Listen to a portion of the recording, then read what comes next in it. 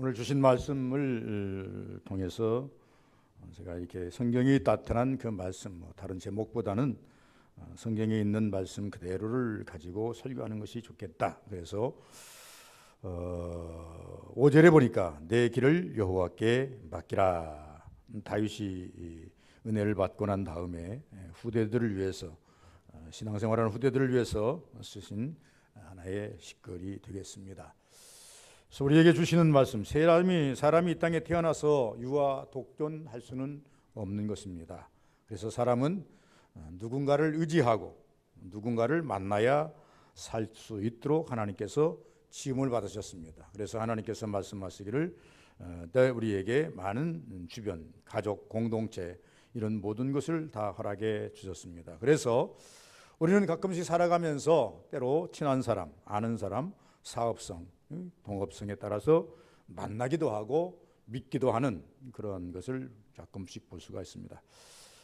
대체적으로 우리가 일생을 한번 논해본다고 한다면 유년기에는 부모를 의지하고 삽니다. 그리고 청년기에는 배우자, 노년기에는 효를 하는 자녀. 그러나 성경 146편 3절과 4절을 읽어보니까 성경은 우리에게 이것을 완전히 이제 상쇄시켜 버리고 우리에게 다른 언어를 주고자 원하셨습니다. 시편 146편 3절과 4절에 보니까 귀인들을 의지하지 말고 도울 힘이 없는 인생도 의지하지 말지니 그 호흡이 끊어지면 흙으로 돌아가서 그날에 그의 생각이 소멸되리로다. 우리가 아무리 이 땅에서 사람을, 부모를 의지하고 좋은 사람을 의지하고 좋은 것을 의지한다 할지라도 영원성이 아니라는 것을 말씀하면서 다윗은 우리에게 무엇을 말하는고 하니까 성경은 단순히 일위성으로 이 땅에 그 어떤 삶만을 추구할 것이 아니라 성경은 우리에게 무엇을 요구하는고 하니까 영원성입니다. 과연 영혼의 때를 위해서 어떻게 살고 있느냐, 영혼의 때를 위해서 무엇을 준비하고 있느냐, 영혼의 때를 위해서 누구를 의지하고 있느냐, 이것을 지금 성경은 계속 추적하면서 다윗이 일생을 살아오는 과정 속에 그에게 있어서 제일로 다윗의 삶 속에서 뒤돌아본다고 한다면 제일로 좋았던 시기, 제일로 이제 안전했던 시기가 언제냐? 여호와께 맡기는 시기였다는 것. 여호와께 모든 것을 의지하고 살 때가 제일 좋았더라고 하는 것입니다. 다윗은 주변을 바라보면요, 이제 신앙을 떠난다고 한다면 자기는 참 용감도, 용맹도 있고 군대도 있고 그리고 모든 부도 있고 의지할 만한 것들이 많아요. 우리에 비해서, 여러분과 저에 비해서 이 다윗은 의지할 만한 것들이 너무나 많아요.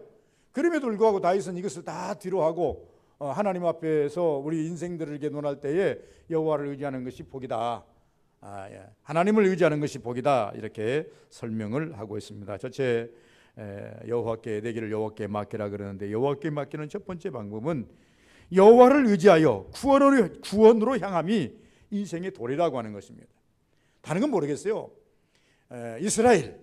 지금 이스라엘 왕 아닙니까 다윗이? 다른 나라들이야 자기의 신을 의지하고 도울 힘이 없는 칼을 의지하고 창을 의지하고 군대를 의지하고 그런 부를 의지하고 이런 것들을 전부 다 의지할 수 있을지 모르지만은 이스라엘은 철저하게 하나님을 의지하지 아니하고는 방법이 없다는 것입니다. 설교를 제가 열심히 하면서 이런 말씀을 제가 드렸습니다. 하나님이 왜 이스라엘에게 이게 혹독하게 요구하는 것이 많으신가? 블레셋이나 미디안이나 아멜렉이나 암몬이나 에돔이나 이런 바벨론이나 이런 곳에 하나님은 요구하지 않으시고, 하나님은 항상 이스라엘에게 더라고 하는, 그래서 그리고 같으면 되겠냐, 그래서 하나님 혹독하게 그들에게 요구하십니다. 그리고 그 요구가 불충분할 때에는 하나님께서 채찍을 들어서라도 하나님의 요구에 응하게 만드시는 방법을 봅니다. 이스라엘 입장에서 본다고 한다면 왜 우리만 이렇게 설명할지 모르겠습니다. 그러나 하나님께서는 이스라엘을 택하셨습니다. 무엇으로 택하셨는가 하니까 선민으로 택하셨습니다.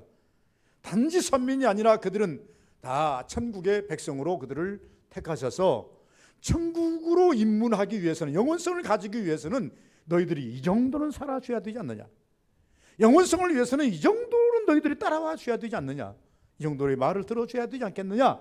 이것이 하나님이 이스라엘에게 향해서 강하게 요구하시는 요구입니다. 오늘날 하나님께서 우리 믿는 성도들에게 어떻게 보면 과하게 요구하십니다. 성경에 보니까 하라는 것과 하지 말라는 것이 약 1000가지가 수록이 되어 있는데, 하나님은 이 모든 것들을 우리 성도들에게 시행할 것을 촉구하고 계십니다. 때로 우리가 이 말씀대로 살지 아니하면 하나님은 채찍을 들어서 우리에게 고통이 올 때가 많이 있습니다. 우리는 모름지기 이렇게 생각합니다. 하나님은 왜 하나님 믿는 열심히 그래도 다닌다고 나름 다니는데, 여러분 신앙생활 한다고 하는데 왜 안 봐주시고 이걸 더 나한테 요구하시는가? 그건 다른 거 없습니다. 여러분과 저는 영원성을 향해서 가고 있습니다. 너희들이 천국의 백성이 되려면, 천국을 오려면 이 정도는 해야 되지 않느냐, 이 정도는 너희들이 내 말을 따라와야 되지 않겠느냐, 이렇게 성경은 우리에게 말씀하고 있다. 그래서 여호와를 의지하여 선을 행하고 구원으로 행함이 인간의 도리이다. 왜 우리가 하나님을 의지해야 되는가? 의지해야 할 이유는, 신앙의 정답은 하나님이 의지하는 것인데, 의지하는 이유가 3가지로 저는 생각해 봤어요. 왜? 인생은 다 하나님께로부터 왔기 때문에. 우리는 물론 육신적으로 말하면 부모의 모태를 통해서 우리가 이 땅에 태어났지만, 그러나 이제 근본을 말한다면 하나님의 은혜로 하나님께로부터 왔기 때문에 라고 하는 것입니다. 두 번째는 하나님은 나를 너무나도 잘 아시고 계신다는 겁니다. 성경은 신학에 이렇게 말합니다. 나는 너희 머리털까지 센 바가 되고 있다. 어느 누가 자식의 머리털까지 세고 있는 사람이 있어요? 대충 외모적으로, 성격적으로, 내 자녀는 이렇지, 내가 낳지만 이렇지, 여기까지만 우리가 파악할 뿐이지 몰라요. 그런데 성경은 우리에게 왜, 예수님께서는 왜 이 말씀을 우리에게 하셨느냐 그러면, 하나님은 너에 대해서 너무나 잘 알고 계시다. 너에 대해서 뼛속에 있는 세포 하나까지, 네가 지니고 있는, 네가 셀 수도 없는, 누구도 셀 수 없는 머리털까지라도 나는 다 세신 바가 되고 있다. 그래서 이것을 가리켜서 한마디로 신학적으로 말하면, 하나님은 나를 너무나 잘 알고 계시기 때문에, 세 번째는 전능자이시기 때문에 그렇게 말을 합니다. 제가 차를 가지고 다니는데 차가 좀 말썽을 좀 가끔씩 부립니다. 그래서 가끔씩 서버려요. 좀 신경이 써요. 그러면 가지고 가서 서비스를 받으면 별 이상이 없습니다. 그래서 이제 엔진에 불이 들으면, 체크등이 들으면 해보고 이상이 없다고 그거 죽여준단 말입니다. 그러면 한 달 정도는 잘 타요. 보면은 제가 또 이상이 와요. 내가 운전을 계속 대체를 하니까 이 해봐요. 또 그래서 이제 다 보면 그래요. 그저께는 서울을 갔다 오는데 이제 톨게이트로 이게 서초동으로 나오려고 그러는데 이게 차가 이상이 생겨요. 이게 악셀레터를 밟아도 이게 차가 나가지도 않고, 그러면서 이제 요란만에 이것도 문제가 있겠구나. 그러고 난 다음에 옆에다 차를 붙여놓고는 깜빡이 켜고 난 다음에 이제 시동을 끄고 한참 있다가 다시 시동을 틀으니까 또 이것이 왱 살아가지고 또 움직여요.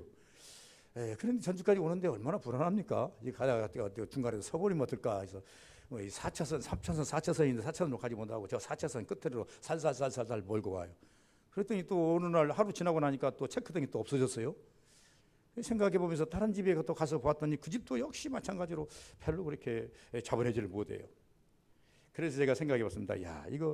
이 차를 만든, 이 차를 이제 설계한 이 사람한테 갖고 가면 쉽게 고칠 텐데 그걸 만나기가 쉽지가 않겠다. 그래서 이제 궁여지적으로 안 되겠다 싶어서 이제 서비스 센터, 이제 GM 서비스 센터로 가보려고 지금 계획을 하고 있는데, 또 체크등이 없어서 또 잘 나가요.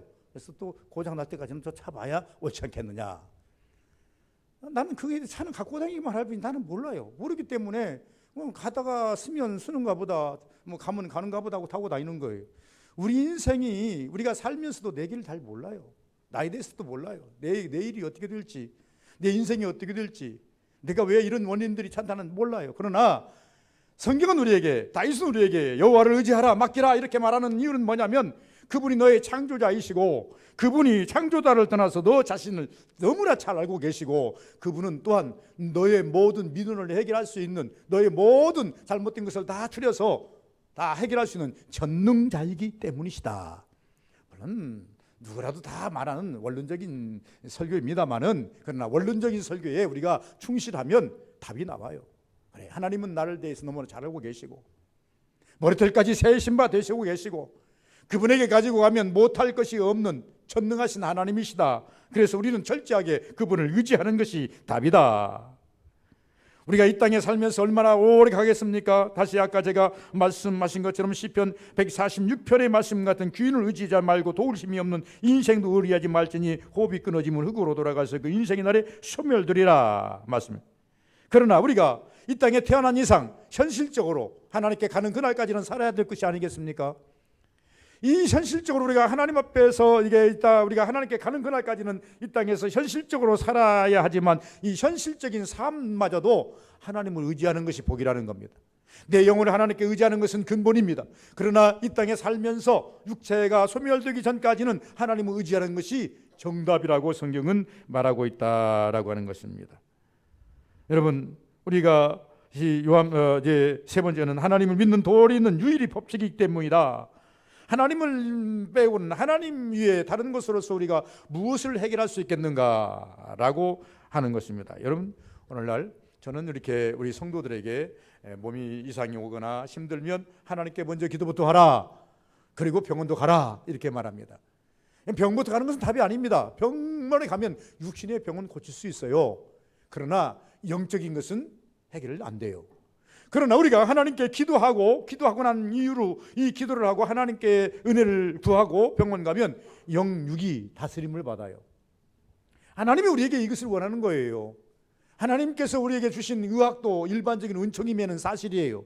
사람에게 지혜를 주어서 이번 이제 코로나19 같은 것도 약을 예방약을 만들고 나는 치료약도 나온다 갑자다마는 완벽한 것이 나올지는 모르겠어요. 그러나 이것도 다 사람들에게 주신 지혜를 통해서 연구해서 1년여가 지나고 2년여가 지나니까 만들어지고 있지 않습니까? 대단한 사람들이 대단한 머리를 가지고 있어요. 하나님 다 주신 거예요. 그런데 우리가 단순히 무슨 문제가 있을 때 그것을 땜질식으로 가면 그건 해결될 수 있다니까요. 내가 병원에 가면 육체는 잠깐 고칠 수 있다 그 말이에요. 영혼의 문제는 어떻게 해결할 것인가?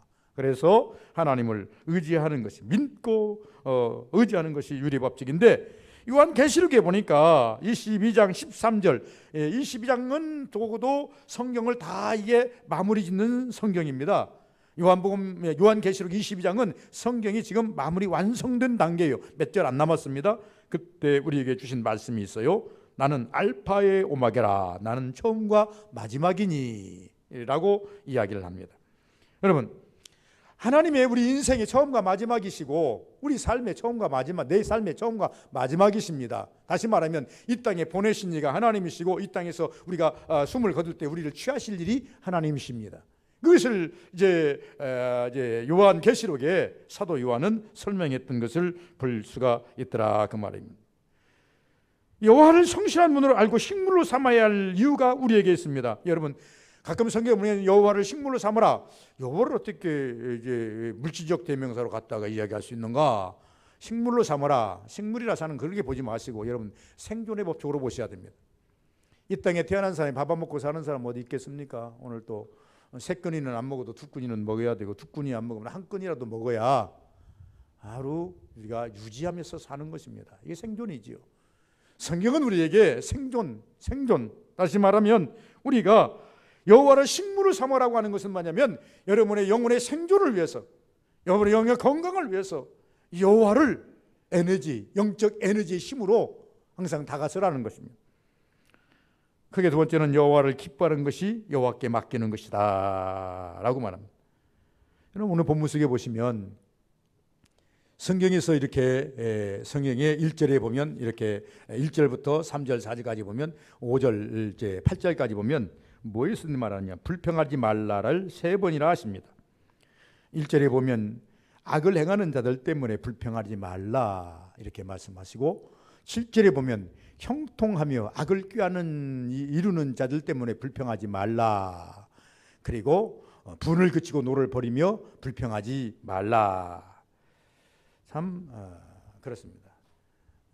여러분, 우리가 공분을 살 때가 많이 있습니다.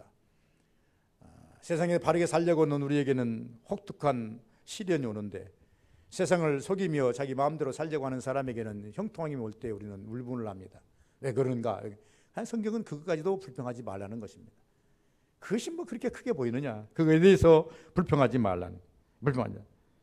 세 번이 나오는데, 불평은 영혼에서, 마음 깊은 곳에서 나오는 것이기 때문에 불평을 앞세우는 사람은 그 영혼이 망가질 수밖에 없는, 마음이 피폐해질 수밖에 없다라고 하는 것입니다. 그래서 이 불평은 도리어 하나님 아버지 앞에 반역하는 행위가 되고 만나는 것입니다. 쉽게 말씀드리면 우리가 성경을 이렇게 쭉 보면 감사하는 자와 불평하는 자, 결말은 빠는 것입니다. 감사하는 자는 감사의 조건이 자꾸 쌓이지만 불평하는 자에게는 왠지 모르게 불평이라는 것이 자꾸 쌓이게 되어서 결국은 그 불평에 눌려버리고 맙니다. 우리 삶 속에 하나님이 항상 계심을 말하고 있습니다. 하나님은 여러분의 삶 속에 동행자로 계십니다. 예수님께서 이 땅에 오셔서 우리에게 주신 명제가 딱 하나 있습니다. 요한복음에서 우리에게 그것을 분명히 말씀해 주셨습니다. 내가 이 땅에 왔다 너희와 함께 돌아다닌다. 3년 6개월도 같이 간다. 그리고 난 다음에 다니면서 모든 민원, 제자들의 모든 민원을 다 해결해 주시면서 예수님이 떠날 즈음에, 천국으로 올라가셔야 할 그 즈음에 내가 너희와 영원히 함께 있을 수가 없으니 나 대신 보혜사 성령을 너희에게 보내주어서 그분으로 하여금, 성령 하나님으로 하여금 너희들 24시간 너희와 동행하게 내가 만들어 주겠다. 그러므로 그분에게 모든 것을 맡기라는 겁니다. 성령에게 모든 것을 의지하라는 겁니다.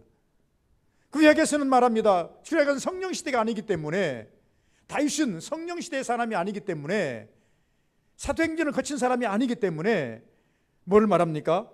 그냥 보편적인 신앙으로 말합니다. 너희 짐을 여호와께 맡기라. 너희 길을 여호와께 맡기라. 맡기면 그가 적절하게 네 길을 인도하시고 네 삶을 인도해 주신다 라고 말씀을 하고 있는 것입니다. 여러분 25절을 한번 보시기 바랍니다. 내가 어려서부터 늙기까지 버림을 당하거나 그의 자손이 결식함을 보지 못하였도다 라고 성경은 말합니다. 하나님의 약속은 반드시 이루어지고 있다는 겁니다.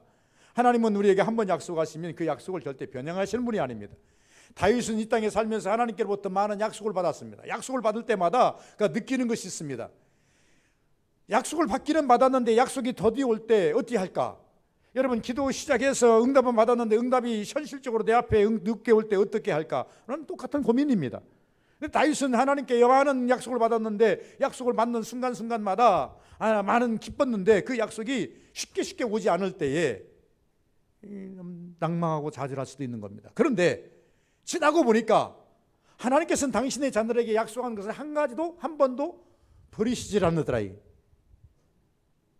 버림을 당하나 그 시간을 보지 못했다는 것입니다. 당신의 자녀는 당신이 반드시 책임져 주시더라라고 하는 것을 우리에게 말씀하시고 있다라고 하는 것입니다. 오늘 우리 4절에 보시면 마음의 소원을 이룰 분이 여호와 하나님이라는 겁니다. 또 여호와를 기뻐하라. 그가 내 마음의 소원을 내게 이루어 주시리라. 그럼 믿는 자들은요, 걱정할 것이 없는 것이 있습니다. 우리가 성경을 읽으면서 느끼는 것이 뭐냐 그러면 우리 염려 있어요. 왜 염려가 없겠습니까? 세상 사는 그 이치에 살아가면서 24시간 믿는 자나 안 믿는 자나 똑같이 부여를 받았습니다. 그리고 이 땅에 사는 날 대한민국에 살면 대한민국의 환경에 똑같이 노출되어서 살아가고 있습니다. 그런데 문제는 뭐냐 그러면 우리 믿는 성도들과 믿지 않는 자들의 차이가 어디냐? 심령에서부터 오기 시작합니다.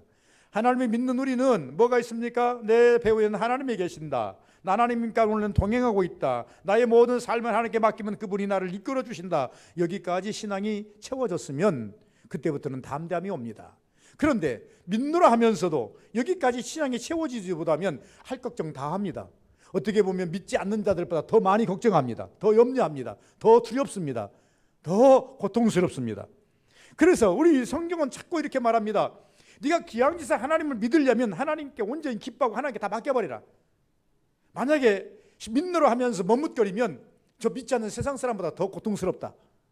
다윗이 당했던 이 교훈을 우리에게 주시고 있습니다.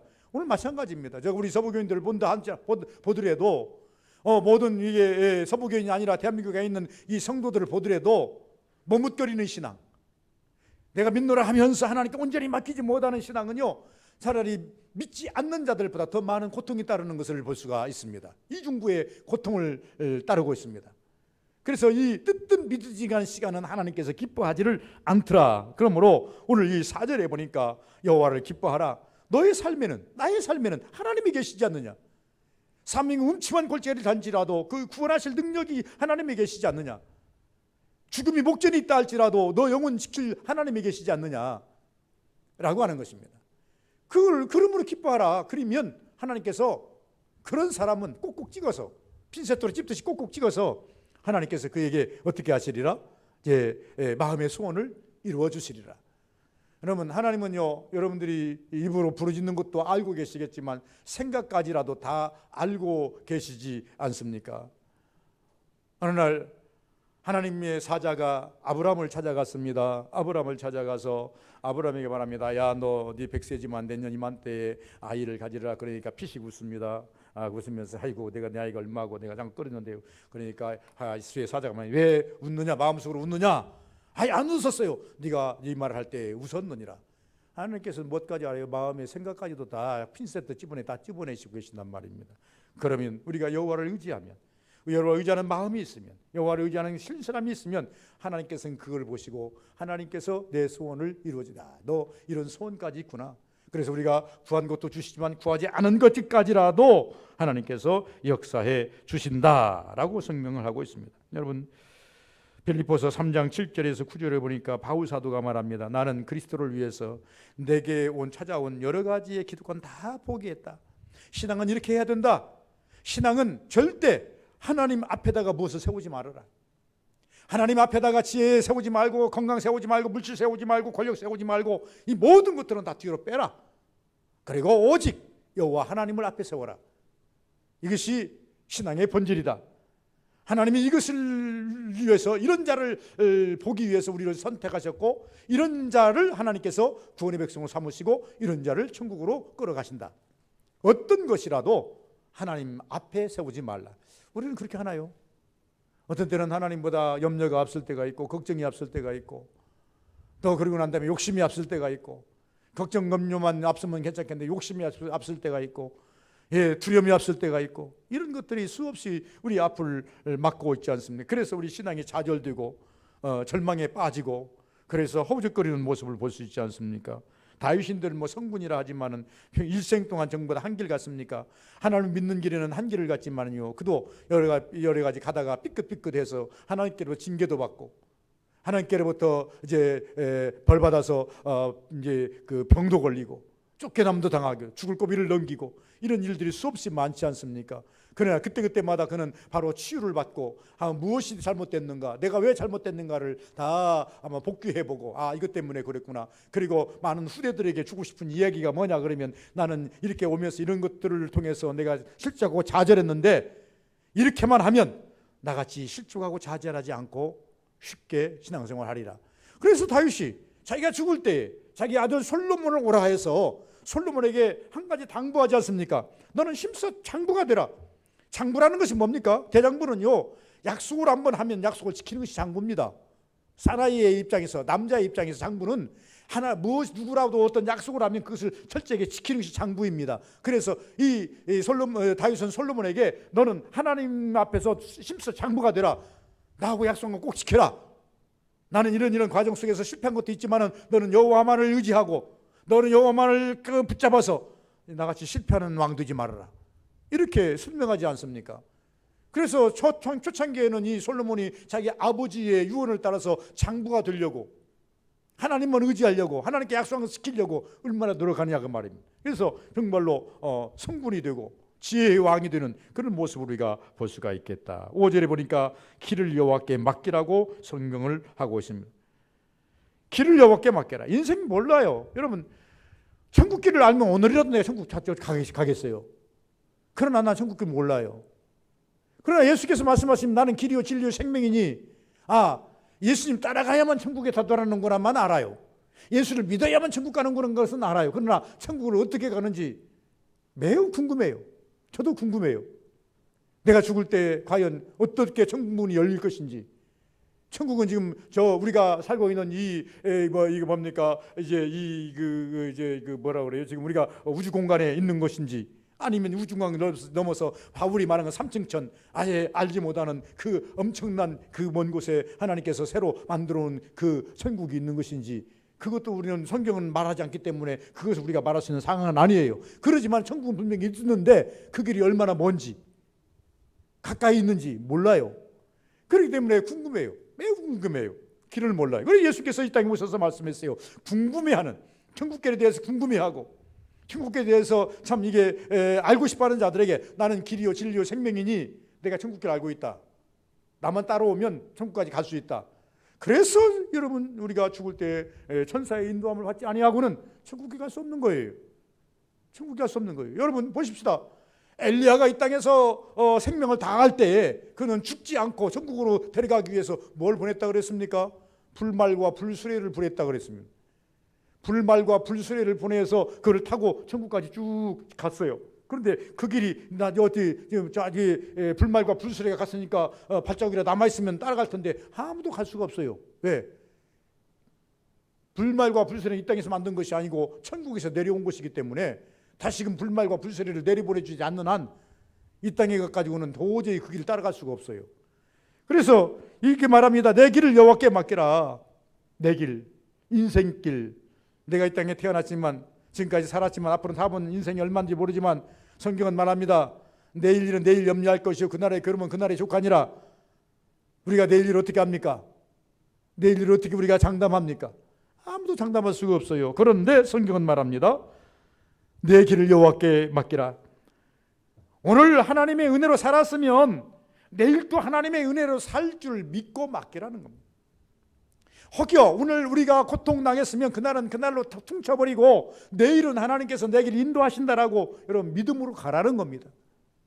오늘 고통을 내일까지 끌고 갈 필요도 없고, 오늘 우리가 은혜를 받았으면 그것으로 족하고 내일 또 은혜 받을 것을 믿는 것이 신앙입니다.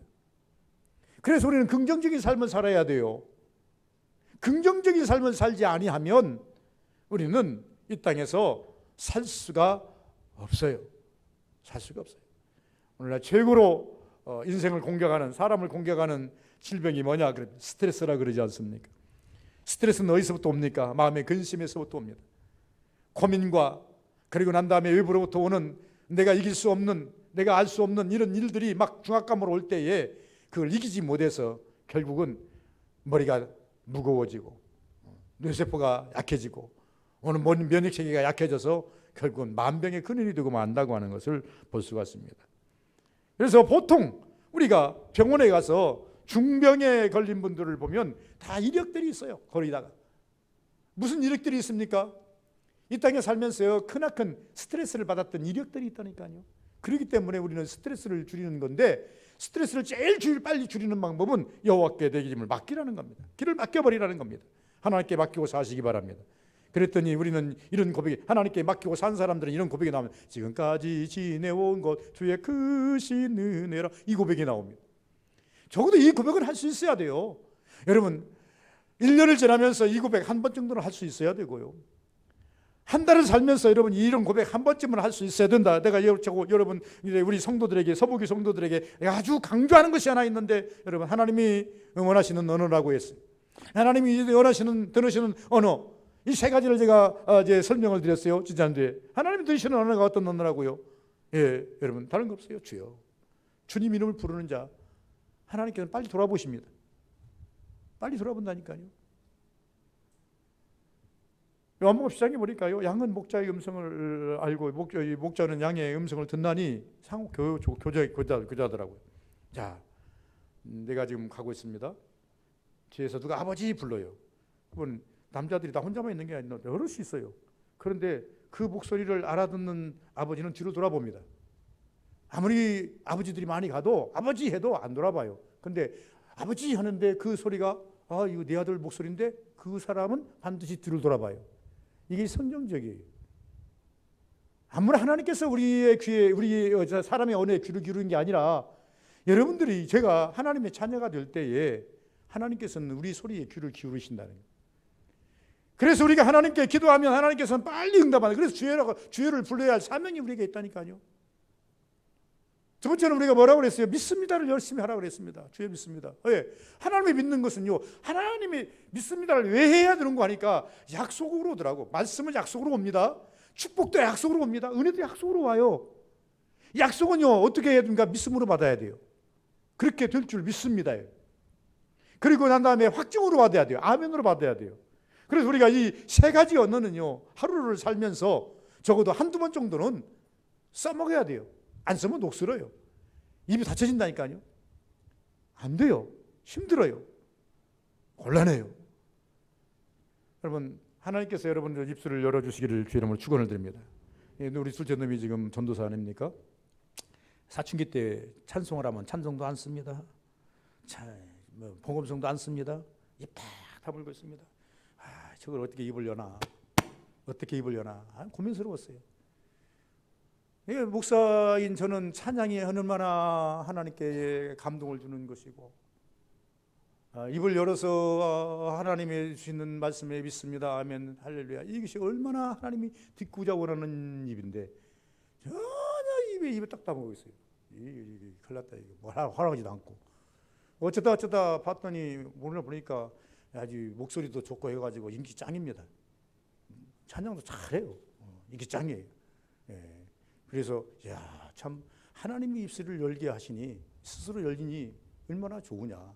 여러분 다 하나님이 다 입술을 열린 줄 알아요. 그래서 이 세 가지 언어를 열심히 하는 것이 좋겠다라고 말합니다. 맡기라는 것입니다. 기도의 소원이죠. 마음의 근심 조금은 남아있으면 안 된다는 겁니다. 다 하나님께 맡기라고 하는 것입니다. 맡겨야 됩니다. 맡겨야 됩니다. 마태복음 11장 28절에 보니까 수고하고 무거운 짐자 다 내게로 오라. 그리고 나한테 달라. 성경은 이렇게 말합니다. 주님, 이 시간 여러분 뭐로 이 교회에 오셨습니까? 그냥 앉아있는 것으로 오늘 뭐 교회 안 오면 찜찜하니까 뭐 이런 정도에 왔다고 한다면 여러분 이 시간 회개하셔야 돼요. 하나님, 내가 잘못 생각했나요? 주여, 이 시간 내가 여기 온 것은 주님 앞에 내 짐 맡기러 왔나요? 내 형편처지 고하러 왔나요?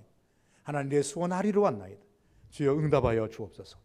내가 왔사오니 주여 이런 건 생각지도 마시고, 내가 왔사오니 어제까지 일을 생각지도 마시고 오늘 하나님 앉아있는 내 모습 보시고 은혜 주옵소서. 사실적으로 이런 기도가 필요해요. 어차피 우리는 다 죄인입니다. 어차피 하나님 앞에서요 평생 회개하고 살아야 할 죄인입니다. 평생 하나님 아버지에 무릎 꿇고 살아야 할 죄인입니다. 아세요, 하나님께서.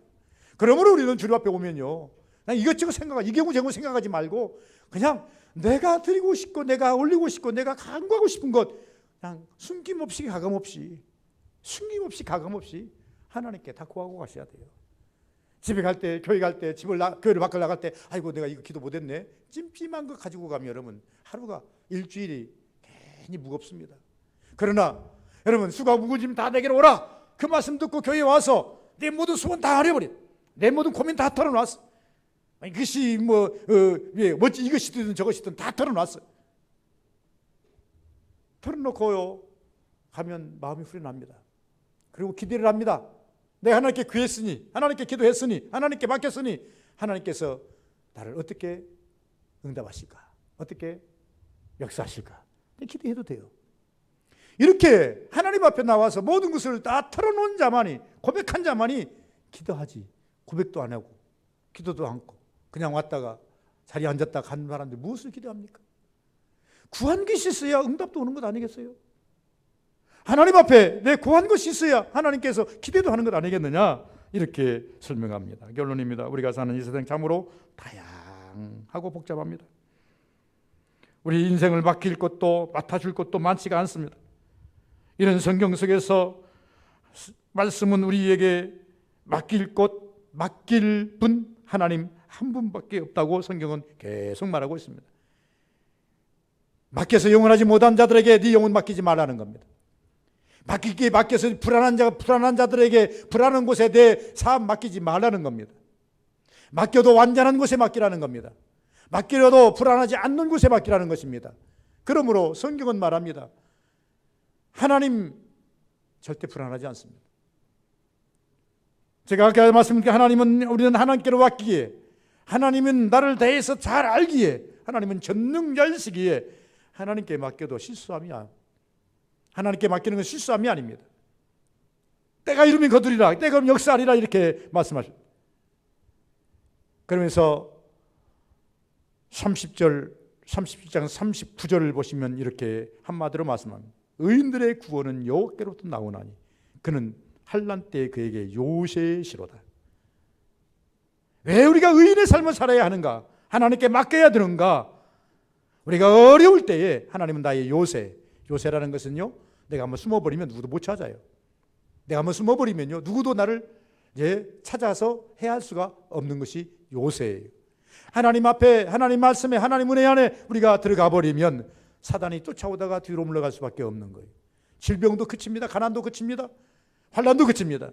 여러분, 한 가지만 더 말씀드리면 이스라엘 백성들이 홍해를 건널 때에 애굽 백성들이요 얼마나 줄기차게 달려오는지 몰라요.